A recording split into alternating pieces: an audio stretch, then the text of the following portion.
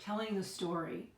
We're going to hear the story from our Bible, from the Gospel of John, chapter 13, verses 1 through 3 and 21 to 34. And again, I'd like you to take another deep breath and get comfortable. If you're comfortable, closing your eyes and just picturing the scene and maybe where you would have been in that scene, or just take in the words.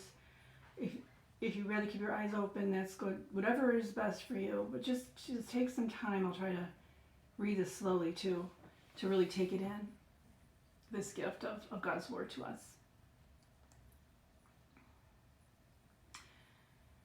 Before the festival of Passover, Jesus knew that his time had come to leave this world and go to God. Having loved his own who were in the world, he loved them fully. Jesus and his disciples were sharing an evening meal. The devil had already provoked Judas, Simon Iscariot's son, to betray Jesus. Jesus knew God had given everything into his hands and that he had come from God and was returning to God. After he said these things, Jesus was deeply disturbed and testified, "I assure you that one of you will betray me." His disciples looked at each other, confused about which of them he was talking about. One of his disciples, the one whom Jesus loved, was at Jesus' side. Simon Peter nodded at him to get him to ask Jesus who he was talking about. Leaning back toward Jesus, the disciple asked, "Lord, who is it?" Jesus answered, "It is the one to whom I will give this piece of bread to, once I have dipped it in the bowl." Then he dipped the piece of bread and gave it to Judas, Simon Iscariot's son.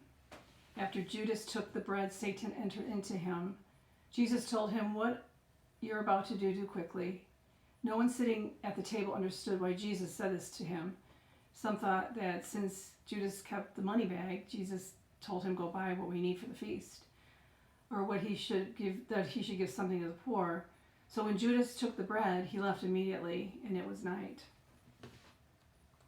When Judas was gone, Jesus said, "Now the Son of Man has been glorified, and God has been glorified in him. If God has been glorified in him, God will also glorify the Son of Man in himself, and will glorify him immediately. Little children, I'm with you for a little while longer. You will look for me, but just as I told the religious leaders, I also tell you now, where I am going, you cannot come. I give you a new commandment. Love each other just as I have loved you, so you must also love each other.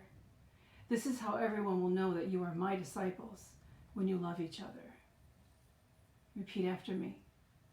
May God open our hearts to hear the good news. Amen. Thanks be to God.